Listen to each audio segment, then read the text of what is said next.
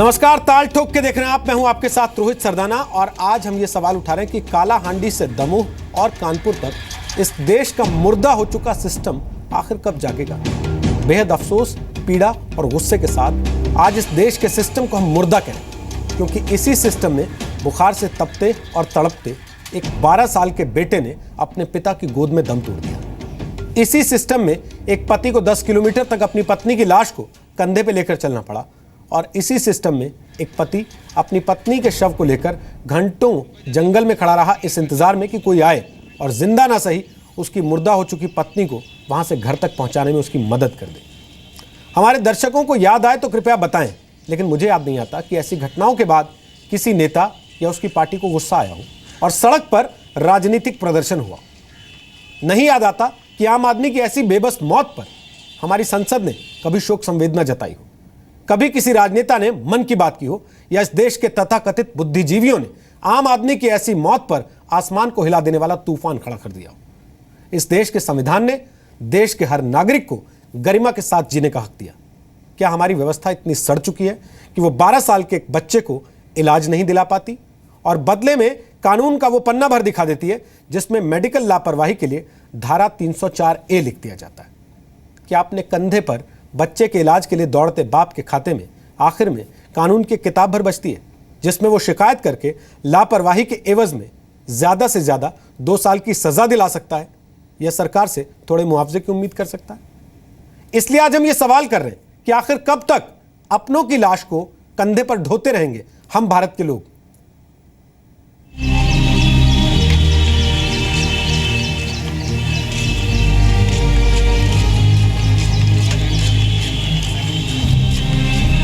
हाँ, रात को अचानक बुखार आया था। हाँ। बुखार परसों था, मैं दवाई लेके आया था कल भी। अच्छा, आज भी। क्या नाम है इसका? ये अंश, सनी, इसको घर का नाम है सनी है। हाँ। और स्कूल का नाम अंश। अच्छा, किस क्लास में पढ़ता था? ये 6 था पढ़ने में। कहाँ से लेकर आए आप लोग? फजल हम लोग सर मरीज के सामने।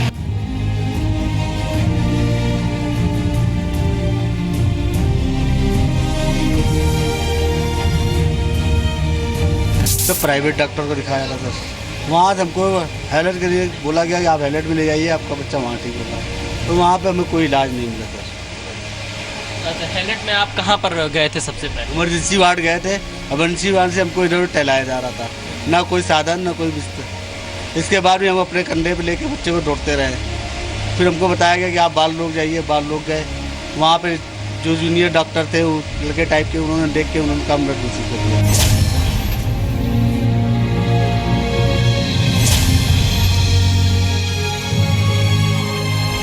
उसके बाद भाई को फ़ोन किया, भाई ने फ़ोन करके फिर वहाँ पे लेके गए रिजेंसी बताया कि 20 मिनट बाद, 20 मिनट पहले आते थे आपका बच्चा बच जाता।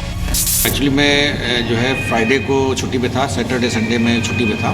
बच्चा को लेकर के वो आया और शायद किसी ने उसको बाहर से भगा दिया या कह दिया कि पीडियाट्रिक्स जाओ, या किसी अंदर ले करके कहा पीडियाट्रिक्स जाओ, क्योंकि उसमें यह है कि यहाँ पे जो हमारे डॉक्टर होते हैं वो बच्चों के इलाज के लिए प्रोफेशनल नहीं होते। ताल ठोक के आज का पहला सवाल, क्या ये कहा जा सकता है कि देश का मेडिकल सिस्टम दम तोड़ चुका है?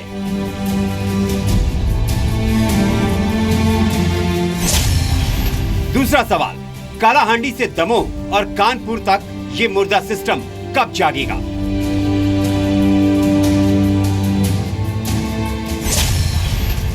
तीसरा सवाल, आखिर अपनों की लाश कब तक उठाएंगे हम भारत के लोग?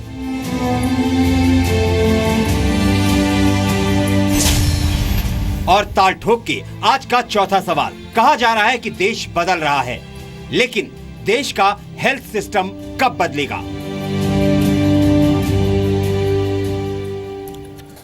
तो आपको बता दें, हमारे साथ गौरव भाटिया हैं, वो समाजवादी पार्टी के प्रवक्ता हैं, वैसे सुप्रीम कोर्ट के वकील भी हैं। हमारे साथ प्रेम शुक्ला हैं, वो भारतीय जनता पार्टी के प्रवक्ता हैं और पत्रकार भी हैं, दोपहर का सामना के एग्जीक्यूटिव एडिटर रह चुके हैं। राजीव त्यागी हमारे साथ हैं, वो कांग्रेस पार्टी के प्रवक्ता हैं, यूपी कांग्रेस कमेटी के महासचिव रह चुके हैं। डॉक्टर रवि मलिक हमारे साथ हैं, वो जॉइंट सेक्रेटरी हैं IMA यानी इंडियन मेडिकल एसोसिएशन के। और मेरे सहयोगी विशाल पांडे इस वक्त हमारे साथ लाइव मौजूद हैं, उस परिवार के साथ, उस व्यक्ति के साथ जिसने अपना बच्चा खोया इस पूरी घटना के दौरान। हम सबसे बात करेंगे। विशाल, सबसे पहले मैं चाहता हूं आप, हालांकि वो इस परिस्थिति में नहीं होंगे, फिर भी मैं चाहता हूं कि वो पूरे देश के सामने उस पूरे वाकये को रखें। कुछ तस्वीरें सबने देखी हैं, लेकिन सब कुछ जो हुआ वो एक बार तफसील से बताएं, ताकि जो राजनीतिक पार्टियों से लोग आए हैं, नेता आए हैं, आईएमए से डॉक्टर आए हैं, उनको भी पता लगे कि हुआ क्या था। बिल्कुल रोहित जी, हम यहाँ परिवार के लोग मौजूद हैं। जो आप इनको देख रहे हैं, ये जिस बच्चे की मौत हुई है उनके पिता हैं। यही अपने कंधे पर बच्चे को लेकर अस्पताल के चक्कर काट रहे थे और इनका बच्चा आज इनके बीच नहीं रहा है। पूरा देश आपको आज सुन रहा है, तमाम राजनीतिक दल के नेता इस वक्त आपको देख रहे हैं और तमाम वो नीति निर्धारक आपको सुन रहे हैं। आखिर उस वक्त क्या हुआ था सुनील जी? इतनी दुख की चीज़ है, इसको बार बार दोहराया नहीं जा सकता है, लेकिन जो नेता इस वक्त आपको सुन रहे हैं, जो नीति निर्धारक आपको सुन रहे हैं, सरकार आपको सुन रही, क्या कहेंगे आप? उस वक्त आपके साथ क्या हुआ था? उस समय क्या हुआ था साहब, इमरजेंसी वार्ड से ले गए थे, फिर से टाल मटोल किया जा रहा था। इधर जाओ, इधर जाओ, ये बाल रोक जाओ, इधर से दौड़ाया जा रहा था। ना कोई स्ट्रेचर का साधन था, ना कोई मरीज, कोई साधन ही नहीं था। उसे पैदल लेके हम दौड़ रहे थे। जी, आप बाल चिकित्सालय में आपको जब जाने के लिए कहा गया था, वहाँ पर कौन आपको मिला था? वही के कर्मचारी ने बोला था, जाओ अंदर, जब इमरजेंसी वार्ड में गए थे, अंदर कैबिन बैठे एक व्यक्ति ने बोला कि आप इधर जाइए। उधर गए, फिर उधर गए, इसके बाद लास्ट में किसी व्यक्ति ने हमसे कहा बाल रोक जाइए, बाल रोक गए। फिर बाल रोग में डॉक्टर्स ने क्या कहा? डॉक्टर तो नहीं मिले, पर वो जूनियर डॉक्टर जो एक लड़का मिला, उन्होंने कहा आपका बेटा नहीं रहा। फिर आप जब लेकर रास्ते में आ रहे थे, आपने बताया कि आपके बच्चे को एक बार बीच में सांस आई थी, आप लोग प्राइवेट अस्पताल की तरफ गए थे। इस बीच क्या हुआ था ये? इसके बाद हम यहाँ पे चौराहे पे लेके आए, तो फिर मेरे भाई ने कहा इसको कुछ अभी लग रहा है। इसके बाद एजेंसी लेके गए।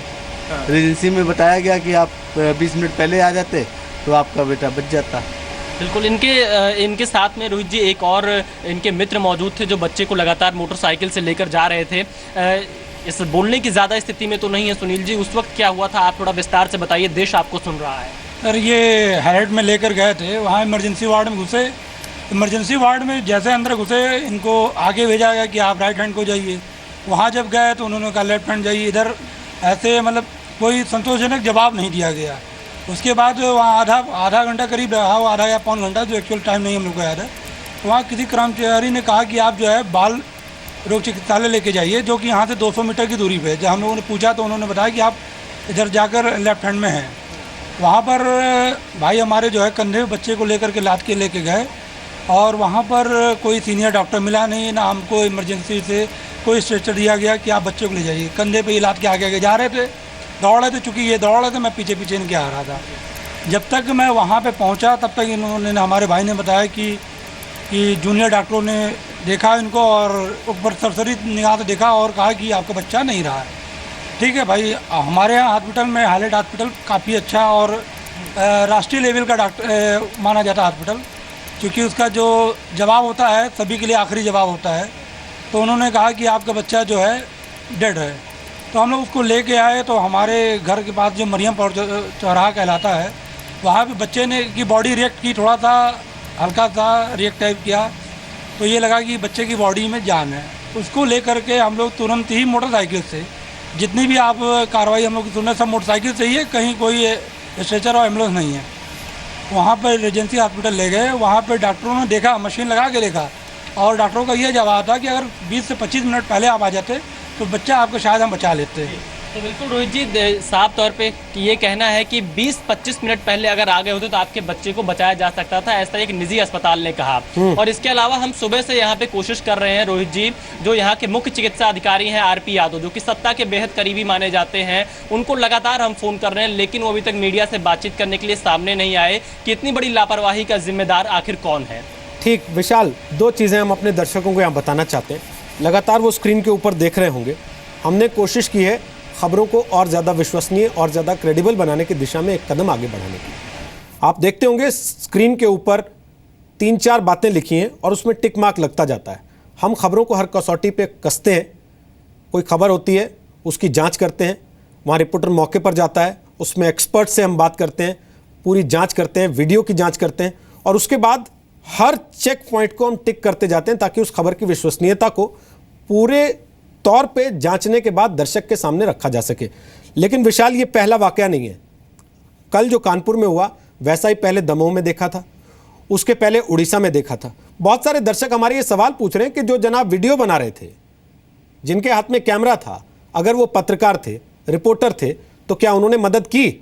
आप इनसे पूछेंगे जरा कि वीडियो जो बना जिसमें ये बच्चे को कंधे पे लेके एक जगह से दूसरी जगह जा रहे हैं, वो किसने बनाया और वो करने वाले पत्रकार थे या कोई और थे?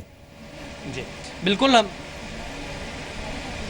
एक सवाल पूछा गया है आपसे कि जो लोगों ने आपका वीडियो बनाया, क्या वो पत्रकार थे या कुछ और लोगों ने आपका वीडियो बनाया? हमने ध्यान नहीं दिया। हमें अपने बच्चे को डॉक्टर के करीब पहुंचाना था कि जितनी जल्दी बच्चे को हमारे मतलब इलाज मिले, तो हम इस पर हम ध्यान दे रहे थे कि हमको कोई डॉक्टर तो मिले। हम लोगों ने कोई ध्यान नहीं दिया, ना कोई जानकारी ली किसे कैसे वीडियो वायरल हुआ है, क्या कितनी है, ये हम लोगों को नहीं मालूम किसने वीडियो बनाया। देखिए रोहित जी, ये सवाल हमारे भी जहन में आया था जब हम कानपुर पहुंचे थे, और इसके बारे में हमने पूछा था कि आखिर क्या ये वीडियो किसी पत्रकार ने बनाया है या किसी और लोगों ने बनाया। तो हमें जो जानकारी मिली यहाँ के, हमने लोकल लोगों से पूछा कि किसी ने मोबाइल से बना के वीडियो वायरल किया। उस वक्त कोई पत्रकार वहाँ पर मौजूद नहीं था। लेकिन जिस तरीके से हमने परिवार से बात की, परिवार भी ये कह रहा है कि ये इतने ज़्यादा व्यस्त थे अपने बच्चे को अस्पताल पहुंचाने में कि इस पर ध्यान नहीं गया कि आखिर कौन वीडियो बना रहा है। लेकिन ये वीडियो किसी शख्स ने बनाकर मोबाइल से वायरल किया है। रोहित जी। ठीक विशाल, अब गौरव भाटिया मैं आपसे पूछता हूँ, आप सुबह से खबर देख रहे होंगे टीवी पर, और मैं उम्मीद करता हूँ कि सीएमओ साहब भले ही सामने आए ना आए, लेकिन आपने अपने स्तर पे इसके सारे पहलुओं की जांच कराई होगी। सर, किसको जिम्मेदार माने? सीएमओ को माने, ड्यूटी डॉक्टर को माने, अस्पताल के मुखिया को माने, मुख्यमंत्री को माने, स्वास्थ्य मंत्री को माने, किसको माने? हेल्थ सेक्रेटरी को माने, किसको माने सर?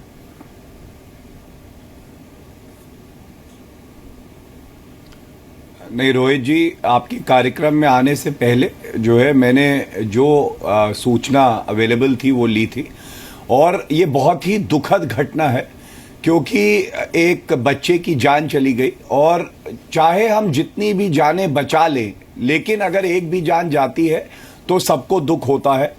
इस प्रकरण में जैसे ही ये खबर आई है, अभी आपके चैनल पे आने से पहले भी मैंने कहा लेटेस्ट जो रिपोर्ट हो वो पता चले कि किसकी जिम्मेदारी थी, तो वहाँ पे जो जिला अधिकारी हैं डीएम, उन्होंने एक कमेटी कॉन्स्टिट्यूट करी थी, और जो मेरी जानकारी है यहाँ पे बच्चे के फादर बैठे हुए हैं, आप उनसे भी पता कर सकते हैं, उनका स्टेटमेंट लिया जाना था, और उस वक्त तक जब तक मैं आपके चैनल पे आ रहा था वो स्टेटमेंट नहीं लिया गया था और मेरे सामने उसकी जानकारी नहीं आई थी।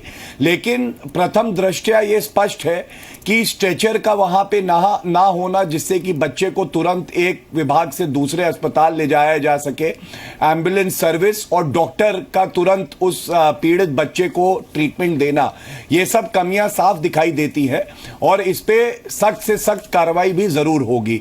लेकिन क्योंकि ये जो इंक्वायरी है ये जैसे ही गठित हुई उसके बाद सबके बयान लिए जा रहे थे, वो कार्य अभी पूरा नहीं हुआ था, तो उस पे मैं अभी कुछ नहीं कह पाऊंगा, लेकिन इतना आश्वासन जरूर दूंगा कि ये बेहद दुखद है, और इसमें चाहे जो भी व्यक्ति क्यों ना हो, अफसर हो, जिसने अपना जो भी उसका कर्तव्य बनता है उसका पालन नहीं किया, तो उसके खिलाफ कार्रवाई जरूर होगी। राजीव त्यागी जी, खुदा ना खास्ता ये बच्चा किसी नेता का होता, या इस बच्चे की जाति को लेके अब तक कोई नया एंगल ऐसा सामने आ गया होता, तो वहाँ लाइन लग गई होती सर, और जांच भी एक तरीके से आधी से ज़्यादा पूरी हो जाती, और एक दो सस्पेंड भी हो गए होते। लेकिन क्योंकि ये बच्चा गरीब का है, इसलिए जांच अभी लटकी हुई है और किसी चीज़ का कुछ पता नहीं है।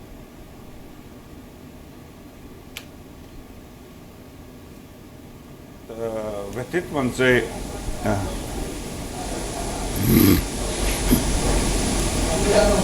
राजीव जी कुछ कह रहे हैं आप?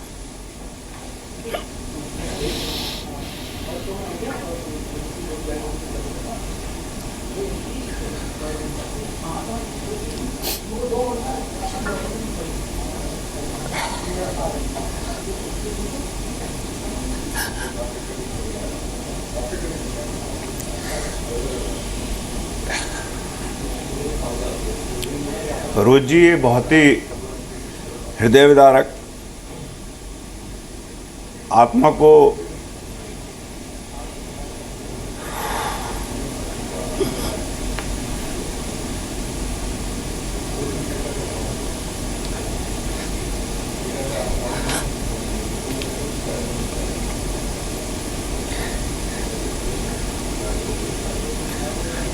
ये बहुत ही हृदय विदारक और आत्मा को झकझोर देने वाली घटना है और मैं इसके लिए सिर्फ और सिर्फ देश के राजनीतिक सिस्टम को जिम्मेदार मानता हूँ।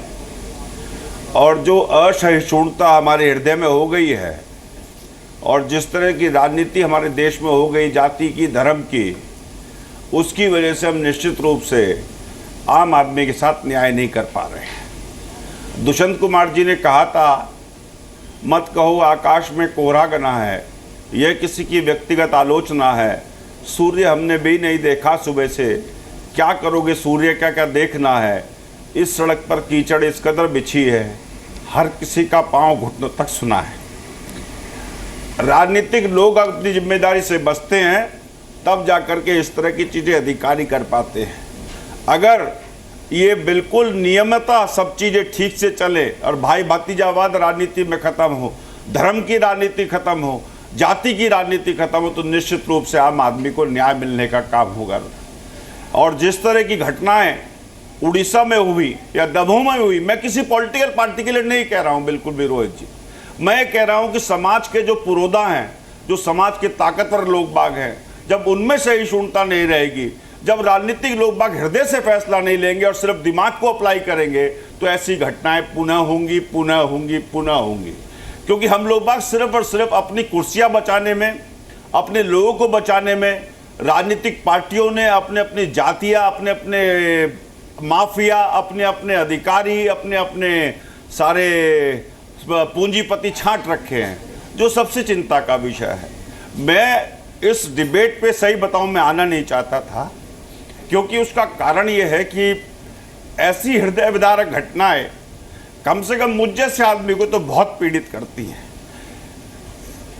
क्योंकि मैं मानता हूं कि कोई भी व्यक्ति जिसके भाई बहन ना हो, लेकिन वो किसी का बेटा जरूर है, किसी की माँ हो सकती थी इसकी जगह, किसी का बेटा हो सकता था, लेकिन जब राजनीतिक लोग अगर इस तरह से नहीं सोचेंगे कि उनका बेटा भी इस जगह हो सकता था, तो तब तक समाज में चीज़ें ठीक नहीं होंगी।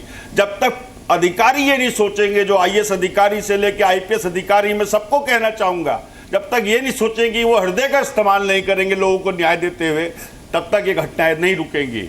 आप कितने नियम बना दीजिए, कितने कानून बना दीजिए, लेकिन जब तक आप, हम लोग बाग जितने भी समाज के पुरोधा बनते हैं, वो अपनी जिम्मेदारी का एहसास हृदय से नहीं करेंगे, तब तक निश्चित रूप से रोहित जी, हम उस समाज की रचना कर रहे हैं, हम उस भारत की रचना कर रहे हैं जिस भारत में इमोशंस खत्म हो चुके हैं, जिस भारत में ऐसी चीजें खत्म हो चुकी है कि लोग बाग ये नहीं सोचते कि उसकी जगह मेरा बेटा भी हो सकता था, उसकी जगह मेरी पत्नी भी हो सकती थी।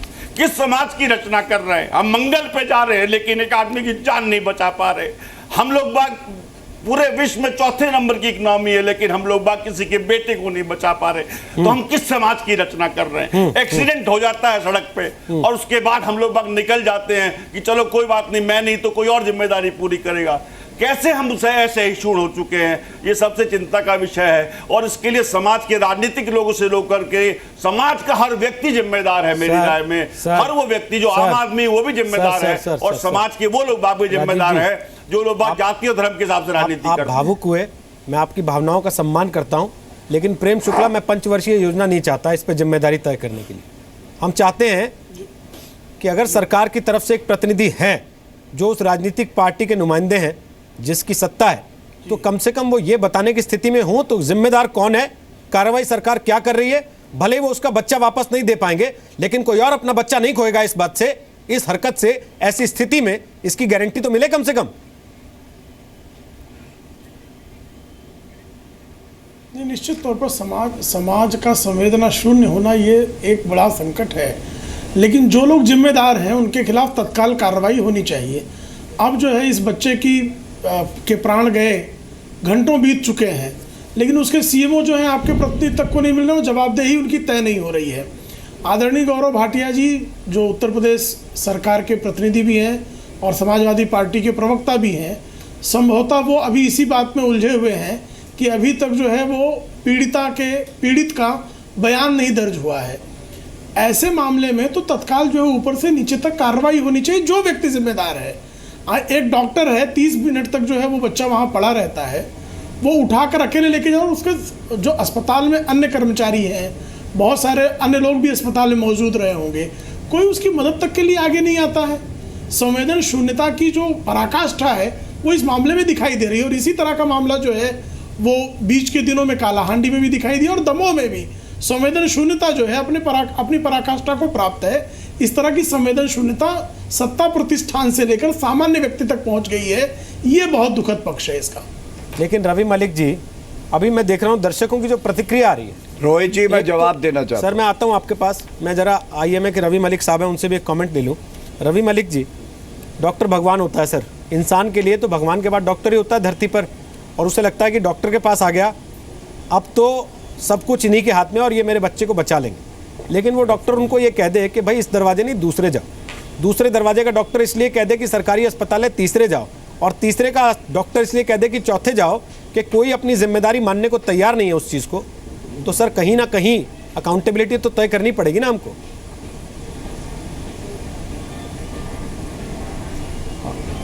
देखिए, आपकी बात बिल्कुल ठीक है कि ये एक बड़ी दुखद घटना है और ये इस तरह की घटना बिल्कुल नहीं होनी चाहिए। मैं आपको ये बता दूं, कानून में भी सारे प्रावधान हैं, इसकी एक गहन जांच होनी बहुत आवश्यक है। अगर एक बच्चा किसी हॉस्पिटल में जाता है और उस हॉस्पिटल के अंदर उसका डॉक्टर, चाहे उसके पास फैसिलिटीज़ अवेलेबल नहीं भी हैं, लेकिन वो बेयर हैंडेड भी बहुत कुछ कर सकता है, जैसे कि वो immediately mouth to mouth respiration कर सकता है, कार्डियक मसाज दे सकता है, उसका फुट हैंड रेस कर सकता है, and in the mean time वो प्रसाधन भी जुटा सकता है जिससे वो करे। और अगर कुछ भी नहीं होता तो सिर्फ बेयर हैंडेड इतनी बच्चे की मदद करके वो अपने साथ ही अपने व्हीकल में या किसी भी व्हीकल में उसे नेक्स्ट नियरेस्ट मेडिकल सेंटर जहाँ पर कि वो फैसिलिटीज़ उपलब्ध हैं खुद अकम्पनी करके ले जा सकता है। इसकी पूरी गहन जांच होनी चाहिए। अगर कोई भी मेडिकल डॉक्टरी से संबंधित या कोई मेडिकल कर्मचारी इसके अंदर दोषी पाया जाता है तो उसके खिलाफ कानूनन कार्रवाई होनी चाहिए। और कानून में इसके प्रावधान भी काफ़ी अच्छे और वहाँ के कर्मचारी, आप तो मेरे से बेहतर जानते होंगे, आपने मुझे यकीन है काम भी किया होगा सरकारी अस्पताल में।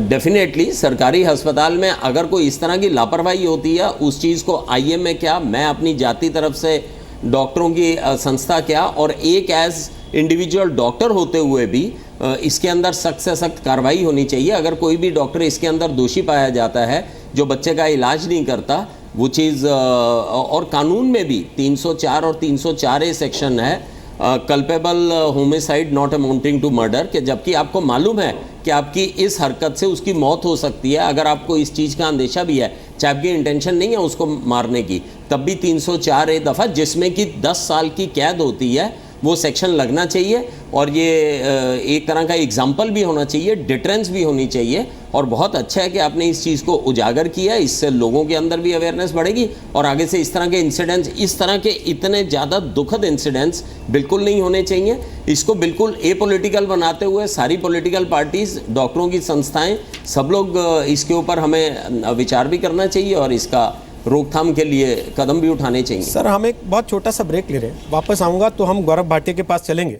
304 लगता है, 304A लगता है, गैर रातन हत्या का मुकदमा हो सकता है, लेकिन उस आदमी का बच्चा इससे वापस नहीं आएगा जिसने खो दिया। वापस इससे भी नहीं आएगा शायद कि जिसकी जिम्मेदारी थी उसको सस्पेंड कर दिया जाए या उसे जेल में डाल दिया जाए, लेकिन कम से कम उस पर कार्रवाई होगी, उसके ऊपर हत्या का मुकदमा चलेगा।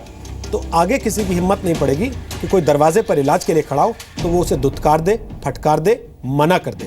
क्या सरकारी अस्पताल में डॉक्टरों को तनख्वाह नहीं मिलती? क्या सरकारी अस्पताल में डॉक्टर देश के प्रति कटिबद्ध नहीं होते? अगर ऐसा नहीं है तो फिर वहां से बार बार आम आदमी को ऐसे धुतकार क्यों मिलती है?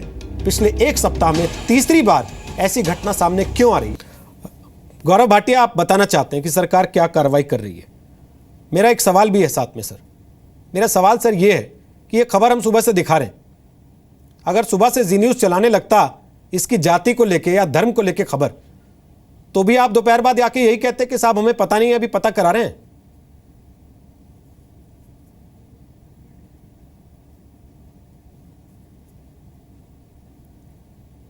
शायद गौरव तक मेरी आवाज नहीं जा रही है। यही सवाल मैं प्रेम शुक्ला जी आपसे पूछ रहा हूं, अगर इस खबर में जाति का या धर्म का कोई एंगल लग जाता जी तो भी इतनी शांति से चर्चा हो रही होती यहां बैठ के? कपड़े फाड़ने को उतराते नेता एक दूसरे के, और लाइन लग जाती वहां फोटो निश्चित खिंचाने तौर पर वालों की कि पहले हम आएंगे, पहले हमारा चेहरा दिखे कि हम गए थे संवेदना प्रकट करने। नहीं, आपका आरोप सही है। जिस तरह से जातिवाद और पंथवाद जो है वो राजनीति में भिन्न गया है, अब उस अस्पताल का जो सीमो है जाति विशेष का है, इसमें जाति विशेष के विरुद्ध जो है जाति विशेष की सरकार कार्रवाई कैसे करे, ये भी प्रश्न पैदा हो रहा होगा।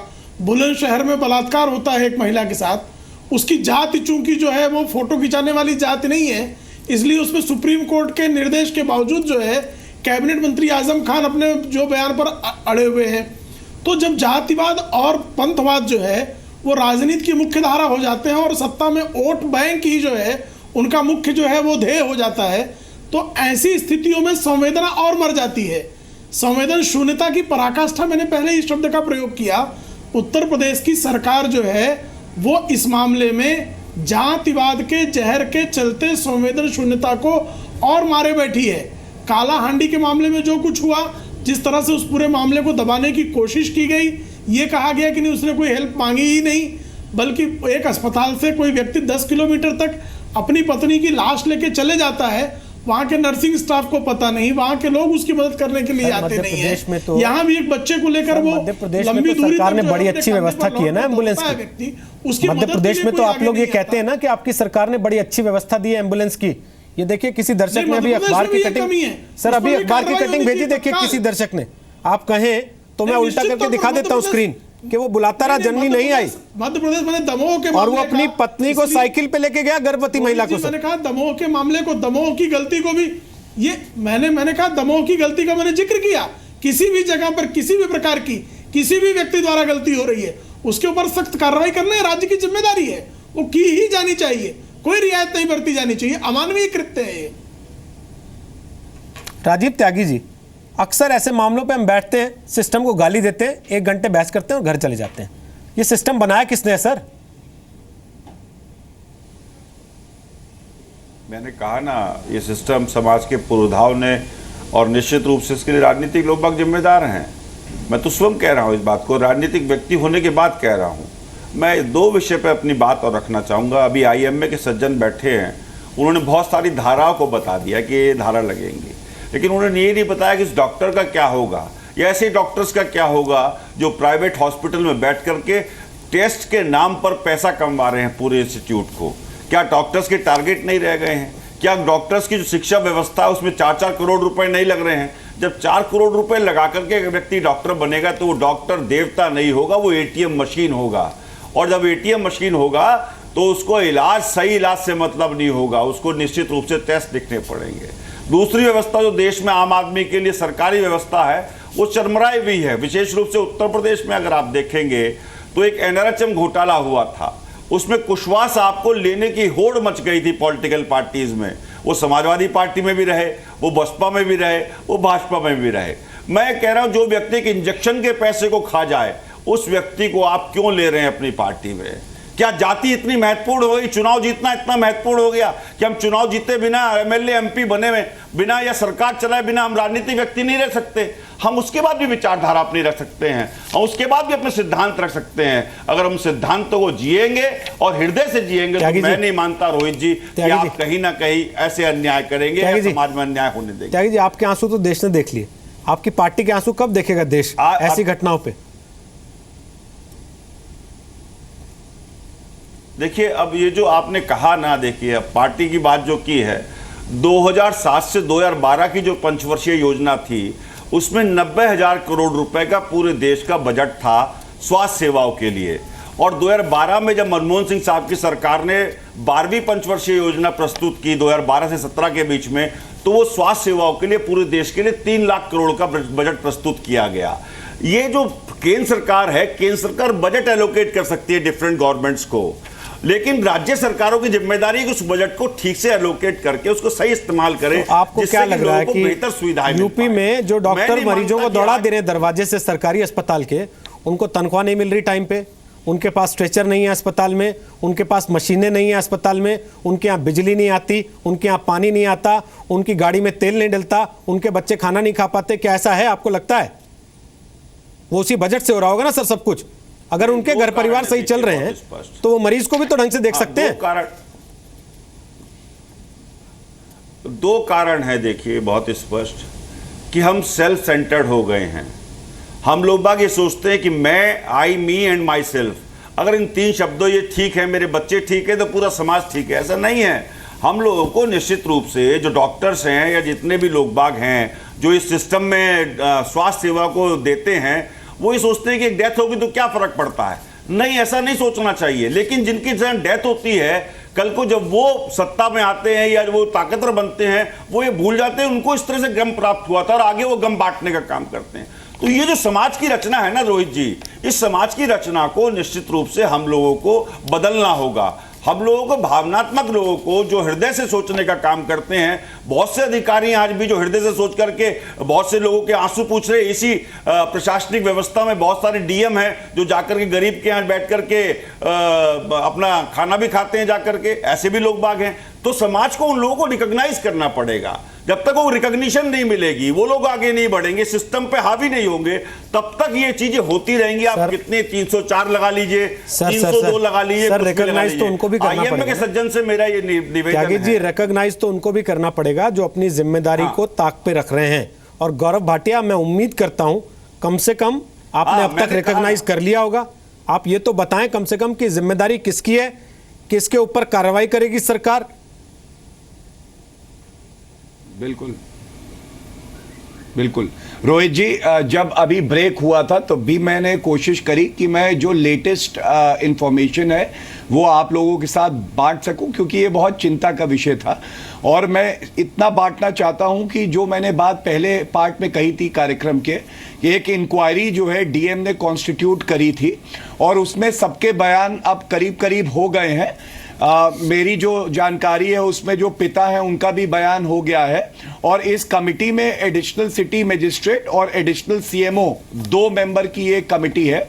और इसके बाद जब ये बच्चे को लाया गया अस्पताल, उसके बाद एक प्राइवेट हॉस्पिटल भी ले जाया गया था। तो इस वक्त भी वो टीम प्राइवेट हॉस्पिटल में भी बयान ले रही है। और मैं पूरी जिम्मेदारी से ये कहना चाहूंगा कि आज ही इस पूरे प्रकरण की रिपोर्ट आएगी। जो जानकारी हमें है रोहित जी, और अगर पिता इसके बच्चे के कुछ और कहते हैं तो मैं उनकी बात बिल्कुल भी काटना नहीं चाहूंगा। जो वो कह रहे हैं वो जरूर सच होगा, लेकिन जो बात मेरे सामने आई है वो तथ्य मैं रख रहा हूं कि बच्चे को सुबह दस्त और उल्टी जो है हो रही थी और 3 घंटे के भीतर ये उसको अस्पताल लेके आए। जब अस्पताल में बच्चे को दिखाया तो उस वक्त जो बताया जा रहा है कि सिम्टम बुखार के नहीं थे और इनको कहा गया कि इनको दूसरे जो बच्चों का अस्पताल है वहां पे लेके जाएं। वहां पे स्ट्रेचर उपलब्ध था, ये मेरी जानकारी है। हो सकता है कि बच्चे के पिता कुछ और बात कहें, फिर मैं कहूंगा कि मैं उनकी बात काटना नहीं चाहूंगा। लेकिन क्योंकि ये पिता होने के नाते पैनिक कर रहे थे, वहां से निकले और आधे घंटे में बिल्डिंग ढूंढने में जो इनको समय लगा, उतने समय में बच्चे की जान चली गई। और अब इस पे पूरी जांच हो रही है और जो भी इसमें दोषी पाया जाएगा ये रिपोर्ट आ जाएगी और उसके बाद इस पे कार्रवाई भी होगी। गौरव जी, और मैं अभी प्रेम जी को भी, राजीव जी को सुन रहा था। एक बात आपने ब्रेक के समय का सदुपयोग किया। हाँ जी रोहित, ये सारी जानकारी इकट्ठा की, बहुत अच्छा किया आपने सर। लेकिन ये बच्चा किसी वीआईपी का होता तब भी ऐसे ही होता सर, तो उसको ट्रीटमेंट वहीं इमरजेंसी में मिलता, उसको वहीं नहीं रोहित जी, मैं तो ये कहूंगा कि बच्चा तो बच्चा है। किसी का भी बच्चा हो, उसको सारी जितनी भी मूलभूत जरूरतें हैं वो पूरी होनी चाहिए। एम्बुलेंस से लेके, स्ट्रेचर से लेके, डॉक्टर की टीम, मेडिसिन, एनआरएचएम की अभी बात कर रहे थे राजीव जी, हम सब जानते हैं। मैं और किसी पार्टी की और दलगल आज मैं चर्चा नहीं करूंगा। एनआरएचएम में किस तरह से घोटाले होते आए हैं पुराने, बहुत से कदम उत्तर प्रदेश सरकार ने उठाए हैं और आपका चैनल भी अभी दिखा रहा था। सर हम तो यही कह रहे हैं ना बजट कि अगर आप वाकई विकास कर रहे हैं, अगर आपके वाकई जो होर्डिंग लगे इतने बड़े बड़े इधर नोएडा, गाजियाबाद, दिल्ली में सड़कों पे, चौराहों पे, जिसमें अखिलेश जी की फोटो लगी है और लिखा है कि उन्होंने इतने सारे काम कर दिए, तो आपके सिस्टम पे जो लोग ग्रहण लगा रहे हैं सर आपके विकास पे, उनको तो आपको 1 घंटे में पकड़ के सामने खड़े करना चाहिए था। आप अभी भी बता रहे हैं कि हमने सीएमओ को बुला लिया, हमने कमेटी बना दी, शाम को रिपोर्ट आ जाएगी। बिल्कुल नहीं, देखिए बिल्कुल देखिए रोहित जी, मैं दो बातें कहूंगा और थोड़ा सा सिर्फ मेरे को सुनिएगा। सबसे बड़ी बात यह है, जैसे एम्बुलेंस सेवा है रोहित जी, जो पहले शिकायत होती थी, खासकर जो पीड़ित वर्ग है या दबा कुचला वर्ग है, एम्बुलेंस नहीं मिलती थी। बहुत सी जानें रोज बचाई जाती हैं, लेकिन तब भी अगर एक बच्चे की जान जाती है तो दुख जरूर होता है, और आज भी ये दुख की घड़ी है। और इसीलिए मैं इन सब बातों में नहीं जा रहा हूं कि और क्या अच्छे कदम उठाए गए हैं। मैं ये जानता हूं कि इस परिवार को इंसाफ मिलना चाहिए और ये सरकार सुनिश्चित करेगी कि इसको इंसाफ मिले। और किसी भी अगर डॉक्टर की या स्टाफ की कोई नेग्लिजेंस है तो धाराओं में जाने से कोई फायदा नहीं है, लेकिन उनके खिलाफ सख्त से सख्त कार्रवाई होगी, ये मैं आपको जरूर आश्वस्त कर रहा हूं। और आपकी डिबेट के साथ ये चर्चा यहां खत्म नहीं होगी, बल्कि आपने ये जो मुद्दा उठाया है, आपने अपने दायित्व को पूरा किया है। आगे मैं आपको आश्वस्त करता हूं कि ये सरकार भी अपना दायित्व पूरा करेगी और हम इनका बच्चा वापस नहीं ला सकते हैं, लेकिन जो भी कर सकते हैं इनका दर्द बांटने के लिए वो हम जरूर करेंगे। ये बात मैं जरूर कहूंगा आपके माध्यम से। रवि मलिक जी, हम तो चलिए अपना दायित्व पूरा कर देंगे, सरकार भी शायद ये मान के अपना दायित्व पूरा कर देगी कि जिम्मेदार कौन है उसको पकड़ ले, उसको सस्पेंड कर दें, उसके खिलाफ कार्रवाई कर दें, उसके खिलाफ एक केस दर्ज हो जाएगा।